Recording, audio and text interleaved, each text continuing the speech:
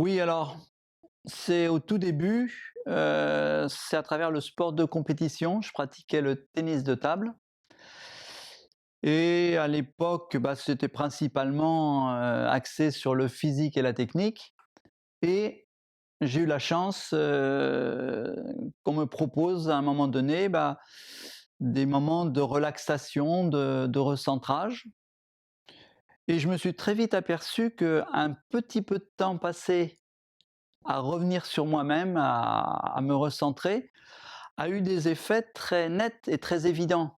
Déjà sur le bien-être, mais surtout en termes de résultats. De façon pragmatique, c'était évident. Tennis de table, c'est un sport un petit peu éprouvant au niveau nerveux et émotionnel. Et là, les résultats ont été très nets, tout de suite.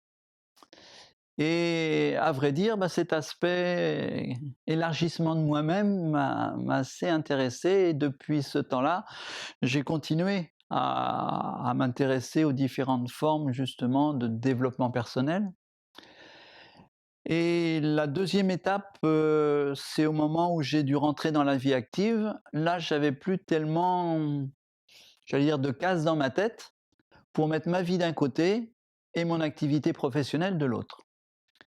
Tout ça, ça allait devoir, se conjuguer et ça m'a amené à 25 ans à créer une entreprise, qui aurait pour but premier l'épanouissement des gens qui y travailleraient.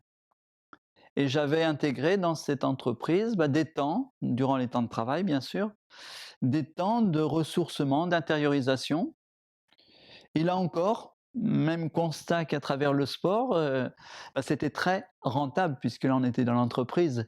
Ce petit peu de temps passé à revenir à un point d'apaisement, était très performant. Au niveau relationnel, on était en recherche et développement au niveau créativité et au niveau, je dirais, d'une façon plus large, bien-être, au travail, bien-être dans l'entreprise. Voilà. Donc là, c'était clair. Se revenir vers soi, se recentrer, c'est très efficace, c'est très rentable, c'est très performant. Mais ce qui commençait vraiment à m'interpeller, c'est pourquoi, à certains moments où apparemment rien n'a changé, les relations commencent à grincer, on commence à avoir du mal à réfléchir, du mal à créer. Qu'est-ce qui se passe? Voilà. Donc là, c'est dans un contexte de relation d'aide que j'ai continué mes recherches pour investiguer, voilà, l'intériorisation, j'avais déjà quelques décennies derrière moi. J'ai investigué l'énergétique, où j'ai trouvé des réponses effectivement. Être au mauvais endroit, au mauvais moment, un petit peu longtemps, ça peut avoir des répercussions très nettes, c'est sûr. Hem, également, heu, oui donc oui, ça m'a fait étudier un petit peu l'énergétique, la géobiologie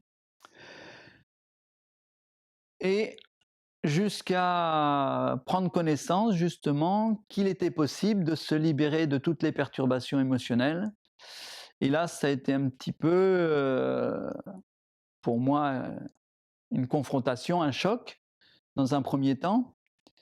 J'étais tranquille, voilà, j'avais acquis la maîtrise de différentes approches, de recentrage, de méditation, des soins énergétiques. Donc je peux dire que pour moi la perturbation émotionnelle, j'aurais pu répondre à cette époque-là, c pour moi je me sens pas spécialement concerné. Et là encore, en étant accompagné, en acceptant de bien vouloir regarder dans cette direction, je me suis aperçu en réalité que bien souvent, j'étais aux prises avec des perturbations émotionnelles, des peurs que je ne considérais pas forcément comme telles, que j'avais certes bien appris à gérer, mais de façon plutôt satisfaisante, mais ces peurs, elles étaient là et elles revenaient régulièrement, sans prendre trop d'ampleur évidemment, vu que quand même je faisais ce qu'il fallait. Ça me prenait, oui, certes 2 3 heures par jour, mais c'était finalement efficace. Et donc là, la proposition était tout autre. C'était se libérer définitivement des perturbations émotionnelles.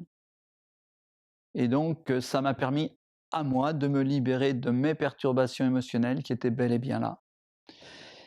Et quoique j'en ai pensé, pendant tout un temps, et ces perturbations émotionnelles, bah, même gérées, et ça, j'en étais bien conscient, bien gérées avaient des répercussions au niveau de la santé, hein. C'est pas parce qu'on gère les perturbations émotionnelles qu'elles n'ont pas d'impact. Elles prennent moins d'ampleur, oui. Une personne ça prendra moins d'ampleur, ça ira moins dans des proportions importantes. Par contre, au moment où on reçoit quelque part l'impact de perturbations émotionnelles, là, que l'on gère ou que l'on gère pas, l'impact il est bien là, au niveau de la physiologie en tout cas.